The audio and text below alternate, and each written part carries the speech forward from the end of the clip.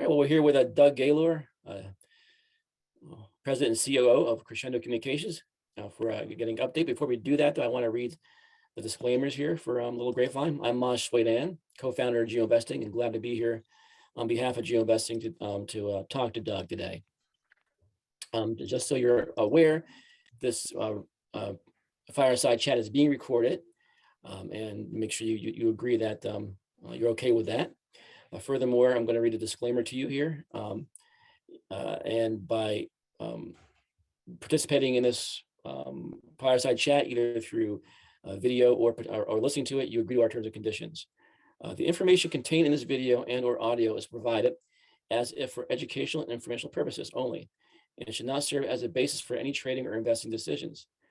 Little Grapevine makes no representations and disclaims all express, implied, and statutory warranties of any kind to any viewer or third party. Neither Little Grapevine nor any of its affiliates makes any endorsements of any particular company, security product, or financial strategy. And nothing contained in this video and or audio should be construed as investment advice. Please be aware that we and participants viewing the presentations and or live webcasts and engaging in these Q&A discussions may own, buy, or sell shares of featured companies. Investors should understand, undertake their own due diligence and carefully evaluate companies before investing. Doug will have some of the safe harbor statements of the company, CXDO, when he presents here, but make sure you're aware of that too. And I just want to be very clear that I do own the shares of Crexendo, and I have for.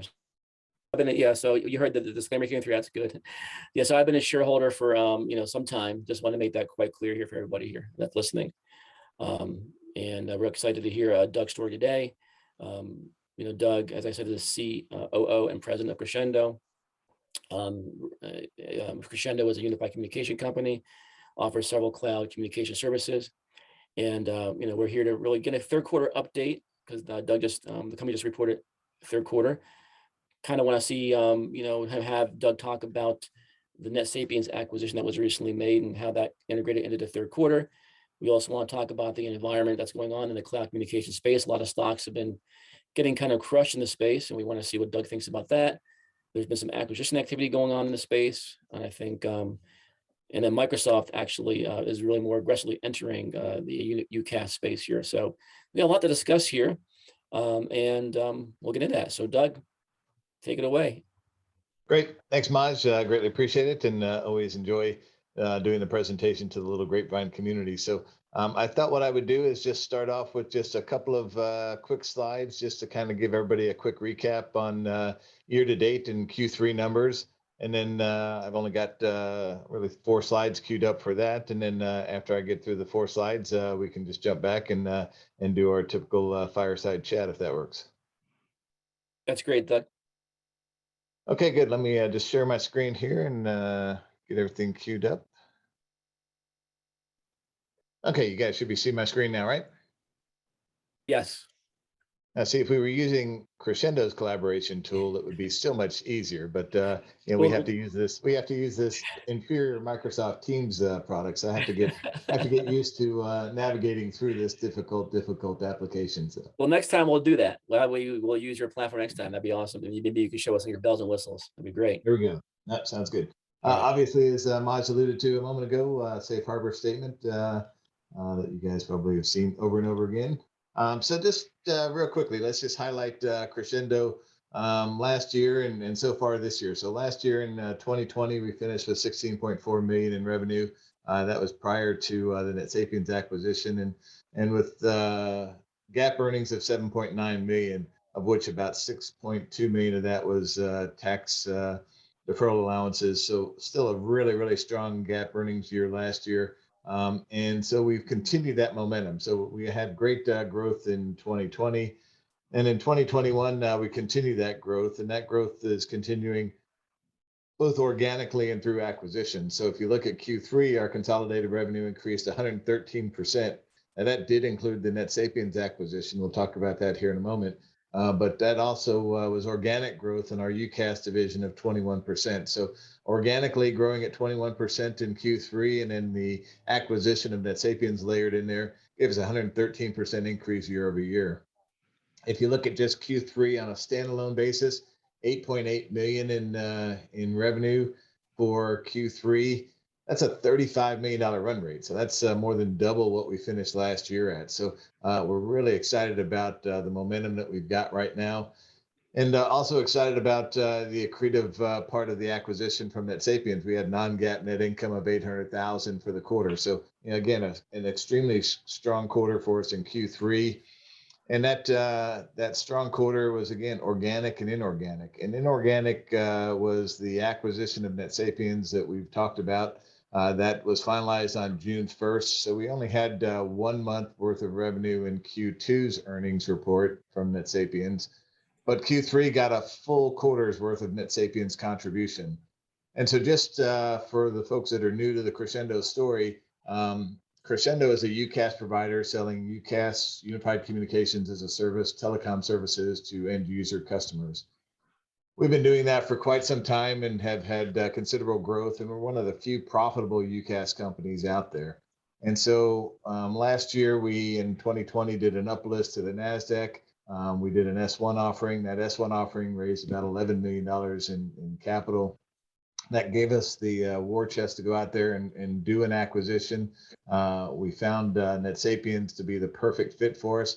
NetSapien sells a UCaaS solution, but they sell it in a little different fashion than Crexendo. Crexendo sells directly to end users, and I've got a picture that I'll illustrate in a moment to kind of give you the idea of how we differentiate. But Crexendo sells UCaaS services to direct end user businesses. NetSapien sells a UCaaS platform to companies like Crexendo that in turn sell to end user customers. So we really have covered now all of the angles in the UCaaS market. Crexendo selling direct to end users through a direct sales force and through an agent force. And then we also sell now through NetSapiens to platform providers that are selling to end users as well. So NetSapiens is a UCaaS platform provider. They currently service over 2 million end users through all of their platform providers. That's pretty significant.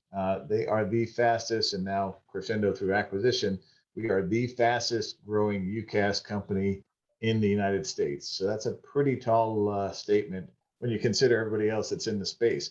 Those companies being RingCentral, 8x8, Vonage, Microsoft, Cisco, et cetera. So year over year growth with number of desktops out there, Crexendo is now the largest, fastest growing UCaaS provider in the United States. We're the fourth largest UCaaS provider in the country now. So NetSapien sells through a reseller distribution network of 195 resellers. So those 195 resellers are, again, very similar to Crexendo. They buy a platform from NetSapiens and then they sell end users that are coming onto their platform. And I'll go into a little bit more description on that here in a moment. They've been very disruptive in the marketplace, and their disruption is based on selling their model versus a sessions, not seats model. And so if you look at the two largest platform providers in the industry today, it's Cisco's BroadSoft platform and Microsoft's Metaswitch platform. And both of those sell on a per seat basis. So if you think about your typical business out there with 30 or 40 employees, you've got lobby phones, you've got conference room phones, you've got kitchen phones. Those phones on a BroadSoft or a Metaswitch system are billed on a per seat basis. So if I've got 30 phones, I'm paying for 30 licenses. NetSapiens was very disruptive in the UCaaS market because they came out with a sessions, not seats model, meaning you only pay for concurrent sessions. So it's a very, very attractive offer, not only for end users, but for these resellers selling the platform. And that's why they've had such significant growth out there in the industry. We acquired them for about a $50 million purchase price, which included $10 million in cash and $40 million in stock. It's an accretive acquisition, as you can see by the numbers that we just highlighted. The 2020 pro forma revenue was 27.8 million. And as you look at, I highlighted earlier on the Q3 numbers, we're at a $35 million run rate if you just take Q3 and annualize that. So really, really strong numbers there. And then we continue to win awards and continue to do great things with our platform, which we'll talk about in the question and answers here. But just to give you just two more quick snapshots, and then we can get into a little bit more of the conversational discussions. The revenue, as you can see, 2021 year to date, a little bit over 19 million. The light blue here is Crexendo Classic direct UCaaS revenue from our direct customers. The darker blue is our product sales, which makes about 15% of our Crexendo Classic offerings. And then the new column here is the NetSapien's contributions of the software solutions. So 2021 year to date through Q3, 19 million. And again, that includes only 4 months of the NetSapien's contributions. You can see on the gross margins that gross margins are improving as we look at the numbers here. So, we've got a full quarter baked in with NetSapien, so 56% on the software solution side. The gross margins on the Crexendo side still very strong and very stable. The net profit, non-GAAP income and GAAP income. If you look at 2021, still a very strong year for us. Non-GAAP profits of 1.1 million.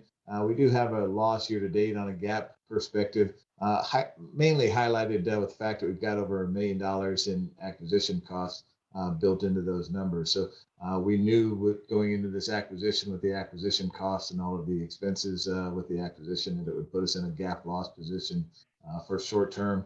But if you look at Q3's numbers with 800,000 in non-GAAP income for the quarter, very, very profitable going forward on a non-GAAP basis. And adjusted EBITDA, over 1.1 million in adjusted EBITDA year to date, and that includes obviously the NetSapien's numbers in there as well. So again, if you look at how we're set up, we're just a very well-run organization. You can see that our sales and marketing expenses, percentage of revenue, really, really consistent there. You do see a little bit of an increase in the G&A expenses in 2021. That's due to the acquisition costs, and then R&D. So our operating expenses very in line. And again, we've got a great management team here at Crexendo that not only manages the top line, but the bottom line. And so we're very focused on organic and inorganic growth, but profitable growth at all levels. Churn rate is always something that we discuss. All of our customers on the Crexendo side are on long-term contracts, typically 60 months, secondarily to that 36 months. And then on the NetSapien side, all of those 195 resellers are on typically 3 or 5 year agreements as well. So a very, very strong locked in customer base on both sides of the equation. We did see a little bit of an uptick in 2020, and that continues in 2021 from a churn perspective, just with the amount of SMB, small and mid-sized businesses that have been affected by COVID and going out of business or merging. So we've seen a little bit of a tick up in our churn rate, but still one of the best churn rates out there in the industry. And then since most of our customers are on those long-term contracts, a significant number in our backlog. Our backlog at the end of Q3 was $30 million. That's customers that are signed on to long-term contracts that we haven't recognized that portion of the revenue yet. So that $30 million breaks down to 11.3 million in 2022, 7.6 million in 2023. So that means that right now, before we even start 2022, we've got 11.3 million in revenue already queued up. By the time we finish Q4, that number should be well north of $12 million in revenue already queued up for 2022. So pretty exciting about how that recurring revenue gives us that strong backlog. And then the last slide, and then we'll get back to some question and answers from Maj. And this is kind of the slide that I really like to spend a little bit of time on, and we can talk about this more as we get into the Q&A with Maj. But prior to the acquisition, it was just Crexendo selling to our end user customers out there. We've got about 56,000 end user customers on the Crexendo platform today. And those end users are typically revenue per user, about $20 revenue per user. Average size accounts about 21 stations. So our average customer revenue per account is about $420 per month. And that model is a very successful model for us.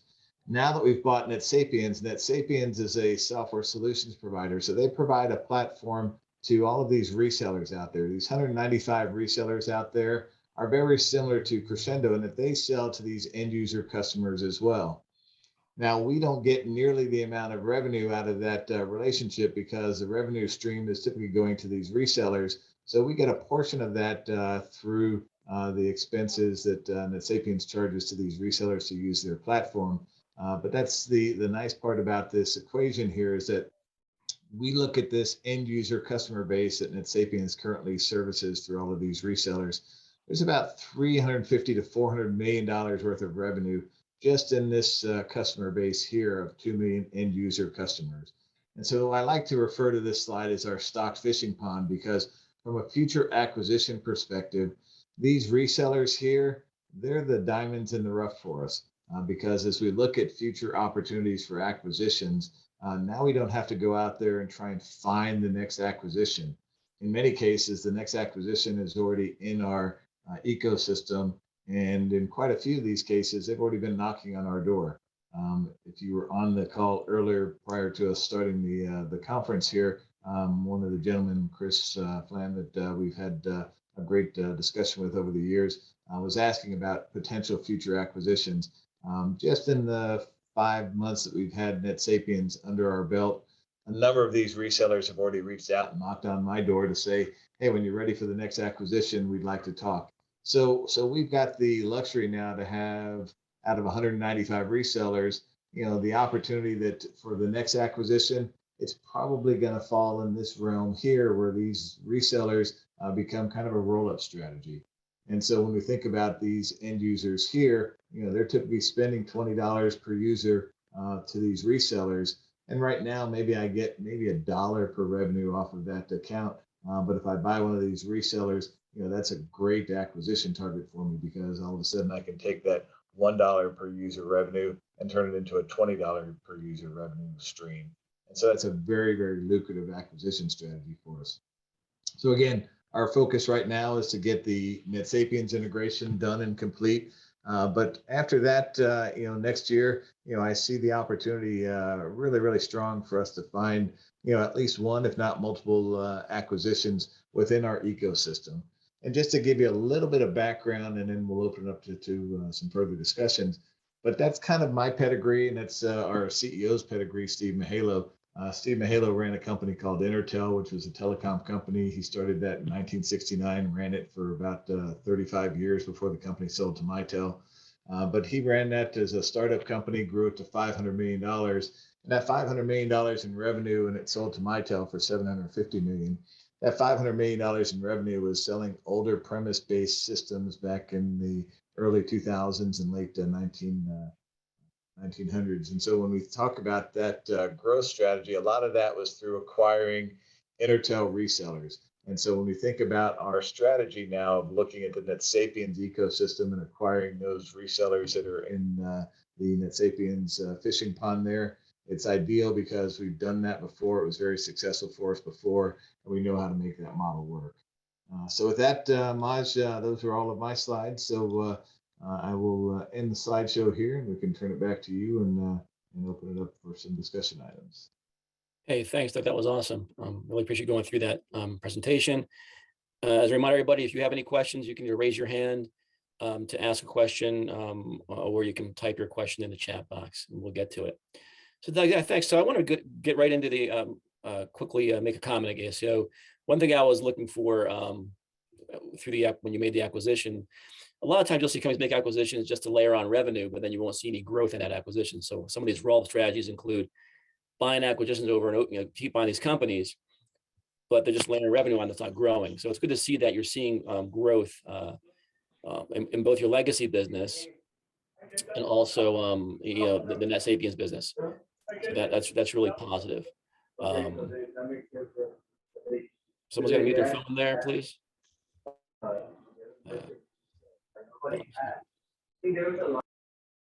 There you go. Thanks. Yeah, so I think when you make that statement, Maj, I mean, so keep in mind, Crexendo had 21% organic growth.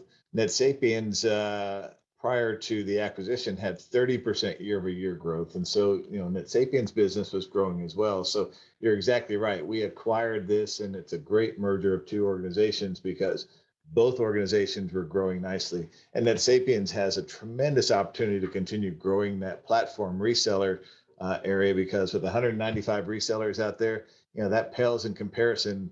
Cisco's got over 750 resellers selling the BroadSoft platform. Microsoft's got over 500 resellers selling the Metaswitch platform.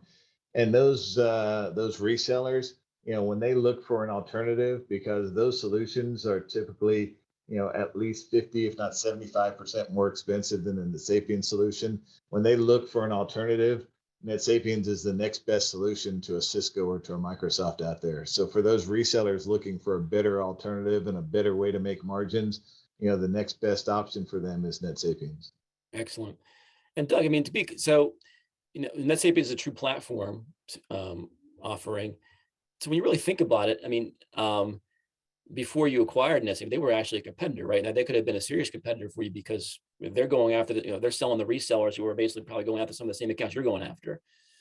Exactly. So yeah, so NetSapiens wasn't a competitor, but their resellers could and still could be a competitor. But the marketplace is so large. If you think about the United States and the amount of tremendous opportunity out there, this market is still relatively untapped. 60% of the businesses in the United States still have not converted over to the cloud for their communications. And it's not a matter of if they move to the cloud, it's when. And Frost and Sullivan and Gartner and all the reports show that over the course of the next 4 or 5 years, that migration is going to continue to have a lot of steam. The pandemic actually helped bolster that movement to the cloud because of work from anywhere and collaboration and all the things that we bring to the table. But that's not going to slow down anytime soon. So those businesses that didn't migrate to the cloud are going to continue to migrate. So organic growth is going to be there naturally for both Crexendo and for NetSapiens. Excellent. And now that you have NetSapiens, are you actually taking the Crexendo Classic, as you call it, and basically putting those customers on the NetSapiens platform? Are you eventually going to basically phase out Classic and just be NetSapiens? We are. So obviously, we built our own Classic platform, and we currently service almost 60,000 end users on that. But NetSapiens has built their platform and has 2 million end users on that. So it makes a lot more sense for us to put all of our eggs in one basket. So that migration strategy doesn't happen overnight. So that's we own our own proprietary technology on the Crexendo Classic side. So there's no rush to move those over. But over the course of the next 12 to 18 months, we'll migrate those accounts over to the VIP platform so that ultimately we'll have everything on the NetSapiens platform. All right. We got a question too. All right. Now that we're talking about resellers, what type of entities are these resellers? Now I know, Doug, because in your organic plan, your legacy plan, you sell some retailers, but you also have a lot of channel partners. So maybe you can talk about who are these resellers as opposed to channel partners. Yeah, great question. So on the Crexendo Classic side, we were selling through agents. And so basically what agents were on the Crexendo Classic side were businesses that were selling the Crexendo solution on a revenue share basis. It wasn't their core competency. So they would add the Crexendo product line. So for example, in previous calls, we talked about US Cellular. US Cellular is our largest agent reseller.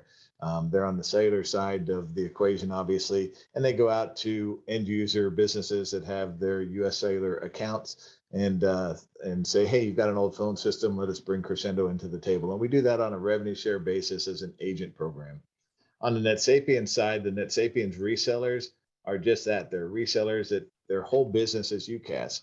And so they've bought a NetSapiens platform. They've built their whole business around the NetSapiens platform. And that's the offering that they go out to the end user customers with. And so it's very lucrative for them to own their own platform.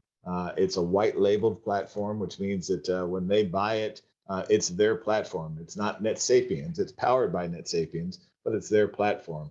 So those 195 resellers, they range anywhere from $2 million in annual revenue to the largest one, which is SkySwitch, which is owned by BCM1. And I don't know SkySwitch's revenues, but they've got 250,000 end users. So if I were to guesstimate, that's maybe a $40 million entity. SkySwitch, interestingly enough, BCM1 just did a major acquisition just a week ago in our industry of a company called CoreDial.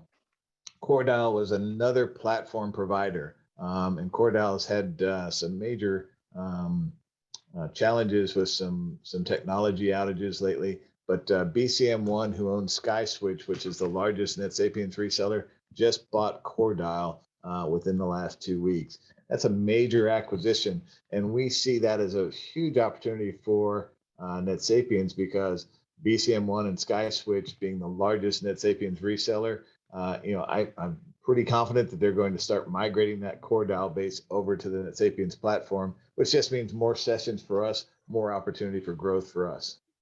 Do you know how that's a pretty significant update? Do you have any idea what Cordell's revenues were? I don't have an exact number. They were private, but if I were to put a ballpark, I think Cordell was probably in that $40 million revenue range. So, fairly significant. And so that's just a huge opportunity for SkySwitch and BCM1 that acquired them to be able to take that base of customers and continue to grow it. And given that Cordell has had some issues, that might even expedite that process, right?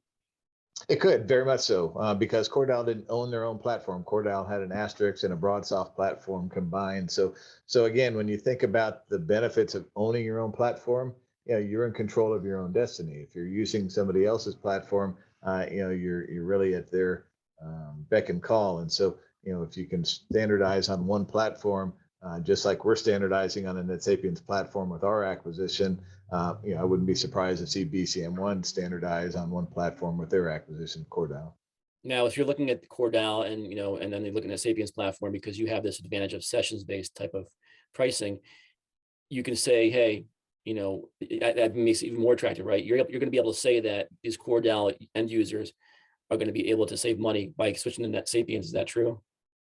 Well, so the Cordell end users are obviously end users of Cordell and their resellers out there. So it's not really a one-to-one type relationship, but there's so much opportunity in this industry.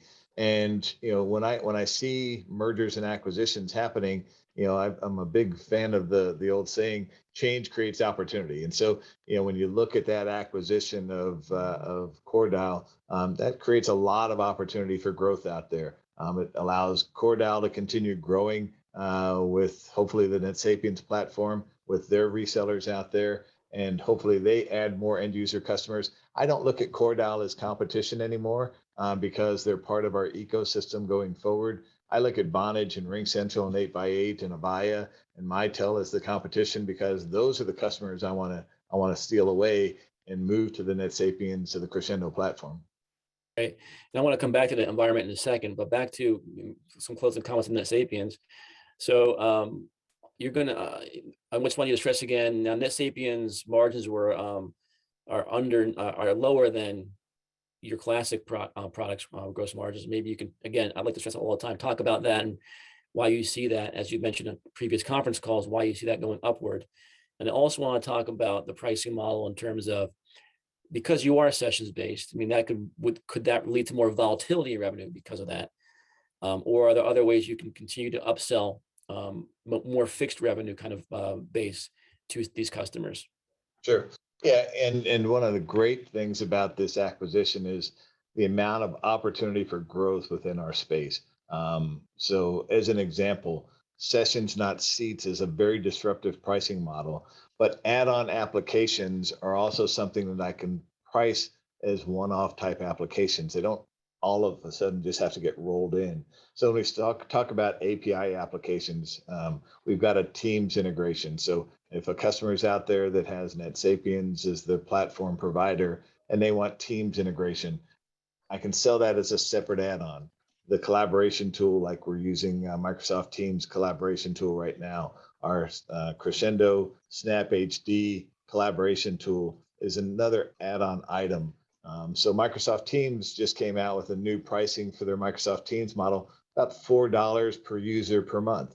That's 4 times more expensive than our model is for video and collaboration. So when we start talking about what we bring to the table and how we can increase those gross margins are going to continue to go up as we come out with new features, new applications that we can put a price tag on, but not a price tag that's going to make it more expensive, but actually more competitive than what most of the competition is out there. So if I look at Teams integration, if I look at video conference solutions, we've got offerings out there that are very, very competitive that beat most of our competition from a head-to-head price perspective. And I guess now that we're on Microsoft, that's something we might as well discuss here in a little more detail. I mean, so Microsoft is coming to the market more aggressively with their own UCaaS product. And, what some will say is, hey, not being the case, Microsoft's going to come here. Computers come with Teams preloaded on the computer. So it's going to be an easy the thesis is it'll be an easy layup for Microsoft to get these guys, these customers, you know, to use Teams UCaaS solution, maybe not a RingCentral or yours, for example. So how do you address some of those concerns? Yeah, Microsoft's been a competitor in our industry for 15 years. I mean, they originally bought Skype, they bought and they've renamed Skype for Business, and then it was Teams. Now they continue to go through their iterations. They bought Metaswitch, and Metaswitch is the platform provider that Microsoft owns. And so Microsoft, although they have a UCaaS offering, it's not their core competency. They don't they don't push it out there to the masses like you would expect them to. And even when they do, it's not as robust offering as what we bring to the table. So if I go out to an end user customer that's considering Teams and the Crexendo offering, if they want heavy duty contact center, if they want call recordings, if they want flexibility in their auto attendance and their routing and everything else, they've got that with our solutions. They don't get that with Microsoft Teams. Microsoft Teams is pretty generic. I mean, if you just want dial tone, hey, great, Microsoft Teams is going to work for you. But if you want all the other applications that we typically sell with our UCaaS offering, you're not going to be very pleased with Microsoft Teams integration. So we really highlight the fact that, hey, Ms. Customer, you can use Microsoft for all of your Windows applications, but when it comes to your telecom, you probably don't want to put all your eggs in one basket, because you're going to be pretty disappointed if you put all of that into Microsoft's bailiwick. And Microsoft, again, it's not their core competency. So a lot of our resellers out there, Crexendo included, when we're out there working with the end user customers, there's a lot of handholding that goes along with it. With Microsoft Teams, it's do it yourself. So in the small and mid-sized business markets, most of those businesses, they don't have the IT staff that's got the time to go build their own telecom solution. So when we come into the equation, we build it for them. On the enterprise level, if you're talking about Exxon, or you're talking about major type organizations, they might go with the Microsoft Teams because they've got a whole Windows Office suite of people that implement that. But for your average small and mid-sized business, they don't have that luxury, and so they're looking to companies like Crexendo and the NetSapien resellers out there to help them implement their UCaaS solution. I have one last question that I'm going to, for now, I'm going to turn over to Ed. If I know he has some questions. Real quick, Ed. So Doug, when you say that, Crexendo is now the 4th largest UCaaS, entity out there, competitor out there, what does that really mean? What does 4th largest mean? Does it mean, is it revenue? Is it applications? It's seats. And so when we start talking about, how many seats we support on our platform, we have the 4th largest amount of seats on the NetSapiens platform. That's behind BroadSoft, that's behind Microsoft, that's behind RingCentral. And so that would put us in the 4th largest UCaaS position out there from a seats perspective. Not from revenue. I mean, obviously, we're going to continue to grow our revenue. And that's one of the things that, I really think we're the unsung hero out there in the UCaaS space. And that's why we're doing this call today with your little Grapevine community, is that, I think that we are the diamond in the rough in the investment industry right now, because I think we've got just tremendous amount of opportunity for growth. When you look at the RingCentral valuations and the 8x8 valuations and all the valuations out there, we're extremely undervalued, and we have so much growth potential, because with over 2 million users using our platform today, new applications, new solutions, that's going to turn into revenue and turn into profits. Yeah, it's funny. You see, I mean, like you mentioned RingCentral. Everyone's talking about RingCentral getting crushed. You see those stocks, Everbridge, Five9, Twilio. They're all getting, because their valuations were just out of control, right? Right. And it's no one's still talking about these companies like yourself. You're profitable. It's maybe because you're still micro cap to some degree, but when you look at that, it's pretty interesting where you see that. And maybe 20 times revenue wasn't the revenue that you should be selling at, but it's trading at 3.5 times next year's revenue, or 4 times current revenue. There's still a big discrepancy in valuation. I think RingCentral is now maybe about 15 times revenue or 13 times revenue. So it's amazing to me, like, people haven't seen this yet, right? It's my opinion, at least, that you have Crexendo sitting here with this crazy low valuation compared to the competitors. Even though they'll come down, it's still lower, and no one's talking about it. But I mean, eventually, I think they will. But it's pretty interesting anomaly. So Ed, you got some questions? So Doug, I really appreciate the slides that you had in the deck about the backlog. That's very helpful to see that broken down. And one of the questions that I had was on the backlog, and now Carlos, who's on the call here today, who was asking about it as well. That 30.7 million that you announced in the conference call was the Crexendo backlog. Is there any kind of insight that you can give to investors on what the NetSapien's backlog might be, or what that's going to look like going forward? Sure, we don't have that number calculated yet, but that 30.7 million is just backlog on Crexendo direct end user customers. So that's customers that are locked into long-term contracts with Crexendo for their direct services with Crexendo. On the NetSapien side, we're still calculating that. Obviously, as we bring the two companies together, just a lot of accounting items. And so we don't have that full number yet. So that's why it wasn't put into the Q3 numbers.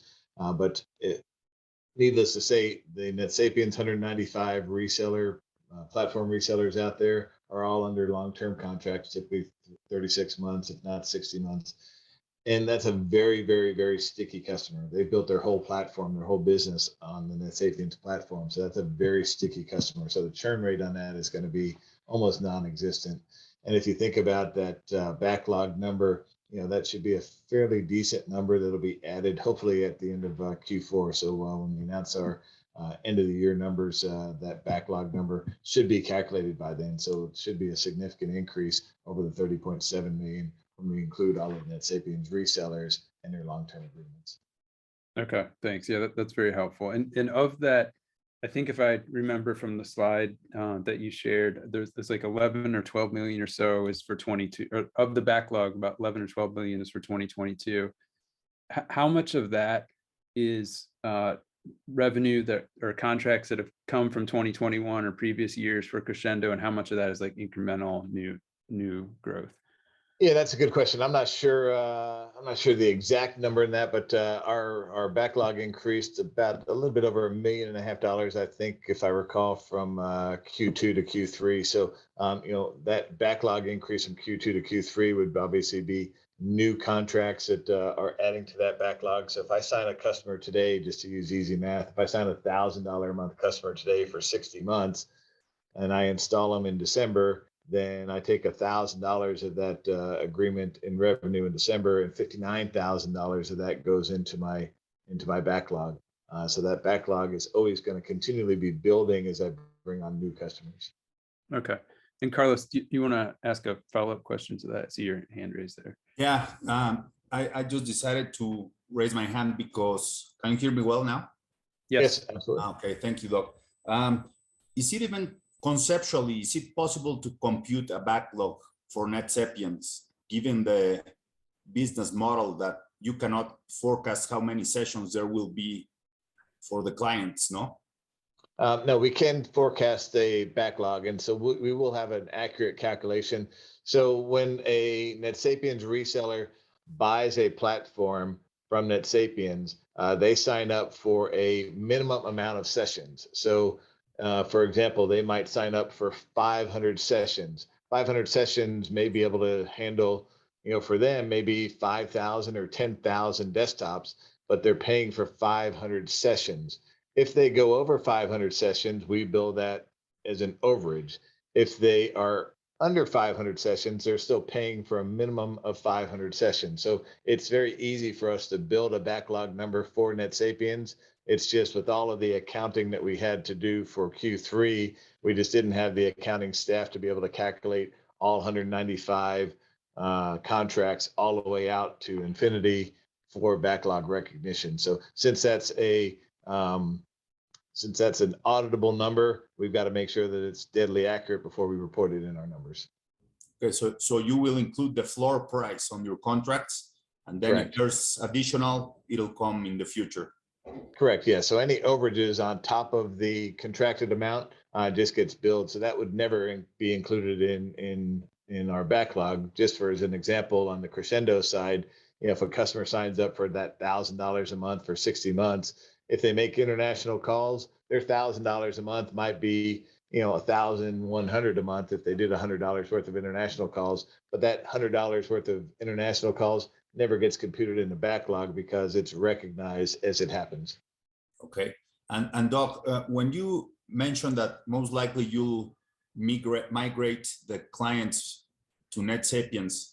Does that mean you will migrate the business model also? No. Moving? No. So the business model is a cost structure, not a resale price structure. So when we go out and sell to end users, we're still selling on a seat basis to end users. Customers don't have that mindset to say, okay, let me figure how many sessions I need. So if somebody had 20 telephones, it would be hard to go to that customer with 20 telephones and say, well, how many simultaneous calls do you think you have? They don't typically know that number. So it's hard for them to guesstimate that number. So from an end user perspective, selling it on a per seat basis, that's a very, very standard across the industry. RingCentral, 8x8, Vonage, all of us sell on a per seat basis. So I don't think you'll see that migration to sessions there, but from a platform perspective, it's a very disruptive model from a platform perspective. Got it. Thank you. Thanks, Carlos. Doug, just a couple more questions from me, kind of on the subject of acquisitions. You mentioned earlier in today's call that in that pool that NetSapiens has available, that now Crexendo is able to kind of go out and participate in, that some of the opportunities that might be there look like you could get a $1 revenue off a current customer and turn that into something as high as $20 of revenue per customer if you were able to pull that in. And I guess if assuming you can do something like that or in that range, what kind of gross margins do you think you're going to be able to carry forward with that type of deal? Yeah, I think that any acquisitions of those typical resellers out there, I would think would come with fairly strong gross margins. Again, we haven't we don't have any acquisitions in play today, and so I don't know the gross margin structure, but yeah, I would assume that their gross margins are going to be in that 65 to 80% range because of the disruptive pricing model that they have with the NetSapiens platform. So if they're selling it for on average $20 per user out there, they've got tremendous gross margins. And if we think about the valuations in that realm, those type of acquisitions for us would be in the 1.5 to 2.5 times revenue range. So just to use easy math, if I use a 2 times revenue on a $4 million revenue reseller out there, that might be an $8 million acquisition price. So for me to go out and buy $4 million worth of revenue for $8 million, and knowing that I've got very little churn and high margins, that's a very, very accretive model for us. And in that model, I've got a lot of overlap, where the NetSapiens and the Crexendo combination didn't have a lot of overlap. If I go out and I buy a UCaaS reseller, I probably don't need the accounting and the customer support. So there's probably a lot of redundancies there that would make it even more synergistic. Great. And that was actually my next question, was what kind of multiples you were looking at on potential targets out there. So that's very helpful. And just one last question instead, then.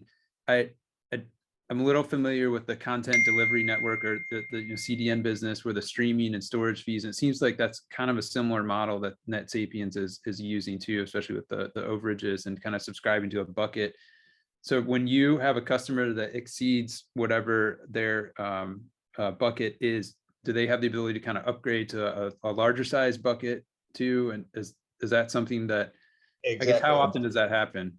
That's happening tremendously often. So, I mean, if you think about the growth in our industry, those 195 resellers, they're all seeing very similar growth that we are. So, I mean, we're exceeding the industry. The industry average right now is about a 15% year-over-year growth. And so if you think about, just the typical reseller out there, if they're having 15% year-over-year growth, and that's across the board for those 195 resellers, as they continue to add, they get to their minimum sessions, they need to add more sessions. So we bump them up, we bump them up, we bump them up. So Q3 was a very, very strong quarter for us. We had a lot of existing NetSapiens resellers that needed to increase their orders because they have significant growth. And so if they have a 500 session license and they start bumping up to that 500 threshold, it's very expensive when they go to 501, 502, 503. So we make it very lucrative for them to say, once you get 500 and you're seeing that overage, then it's going to behoove you to go to 600 or 750 or 1,000. Right. Yeah. And I hope everybody listening to this in the replay understands that is very sticky revenue too, because once you kind of move to that next year, you're kind of your customer is very confident in their business since they made that move to begin with, and so they're going to stick with that, and then ultimately stick with NetSapiens or Crexendo. Absolutely.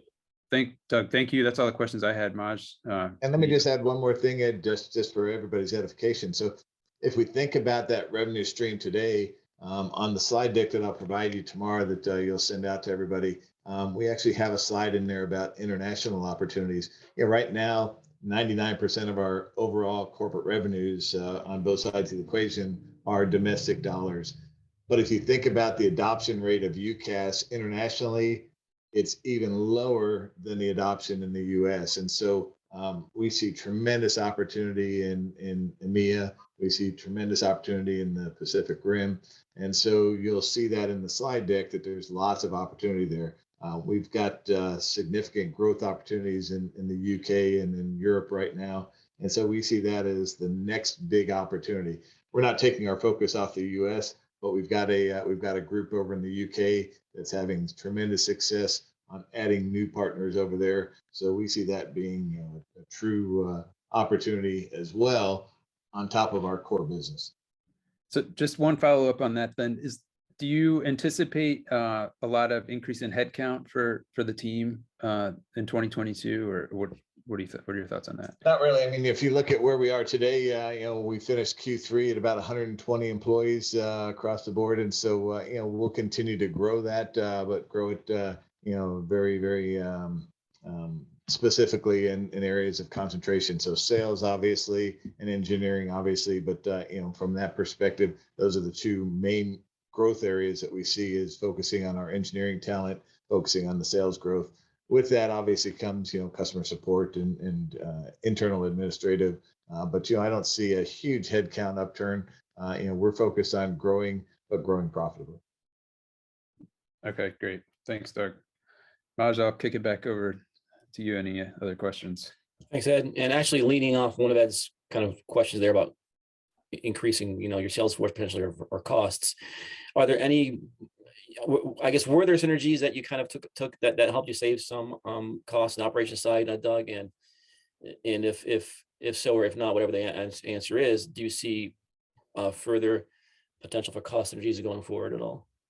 Yeah, when you look at the two organizations coming together, we were very complementary. So there wasn't a whole lot of overlap. So, what we see is we're getting a lot more bang for our buck, because, where NetSapiens was going to go out and hire additional engineers, we brought a lot of additional engineers to the equation. Where NetSapiens was going to go out and hire additional quality assurance, we brought quality assurance to the equation. So it allowed us to bring the two organizations together and fill voids that we had on both sides of the equation. So there wasn't a lot of overlap that created any cost savings there. But what we did see is a lot of cost savings in licensing fees and services that we were both utilizing.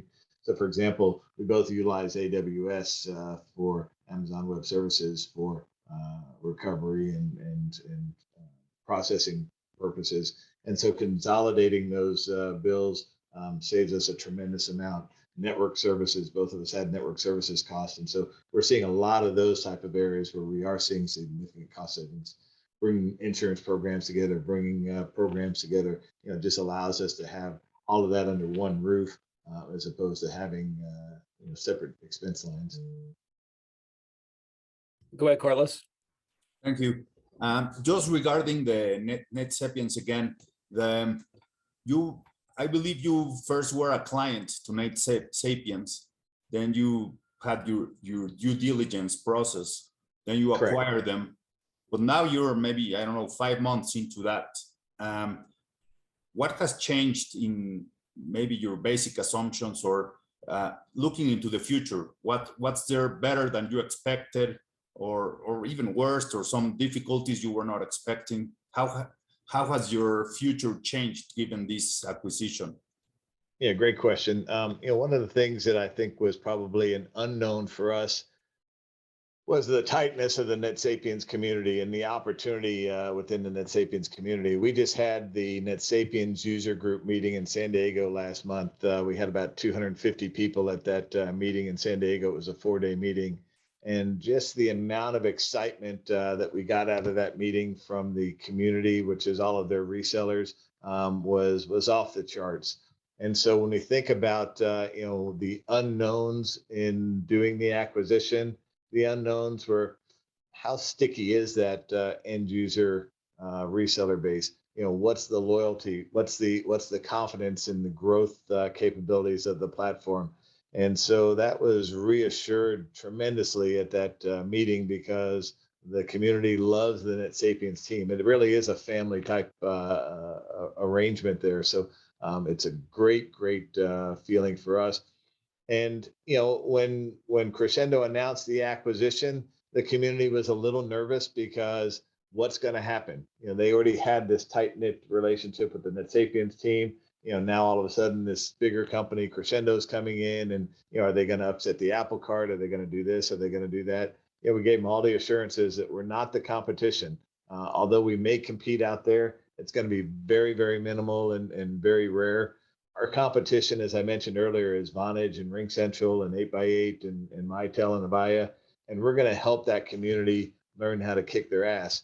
And, excuse my French, but I mean, that's my goal is that, we took a sales and marketing company being Crexendo, and we merged it with an engineering company being NetSapiens. And NetSapiens has been always focused on their engineering talent and the capabilities of the platform. And so when we talked to the community at the user group meeting in San Diego, I was up on the stage telling everybody that, hey, going forward, we're an engineering company, but we're bringing sales and marketing to the forefront. And they were all loving that message because, as you look at an engineering company, you've also got to have that sales and marketing aspect to it. And so the community really loved that message that, hey, now we're getting the best of both sides of the equation. Before we were a tremendously successful engineering company. Now we're going to be a tremendously successful engineering company that's also tremendously successful in sales and marketing. Thanks, Carlos. Hey, Maj, I did have one more thing. Sorry, Sure. Doug, I wish that we had the larger audience still with us, but I did want to bring up just how generous Crexendo has been with the Mihaylo Foundation and your role in that too.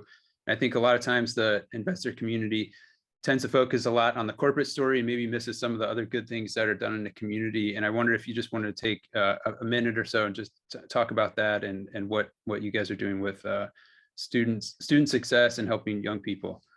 No, I appreciate that. And that's a great opportunity for me to put on a different hat. So, on a day-to-day basis, I run Crexendo as the president and chief operating officer. I've been working with Steve Mihaylo, our CEO, for 34 years now. Hard to believe, but my first job out of college was with Intertel, his former company, and I've been working with him ever since. Steve has been extremely successful in life, and his philosophy is he was born into this world with nothing. He was raised in a foster family, foster environment for most of his childhood. And so he's a huge believer in what his education did for him to make him successful in life. And so his philosophy is that he came into this world with nothing and he'll leave with nothing. So he's very philanthropic. I'm extremely blessed that I get to sit on his family foundation. It's the Steve Mihaylo and Lois Mihaylo Foundation. And Steve has put me as the chairperson of the giving committee.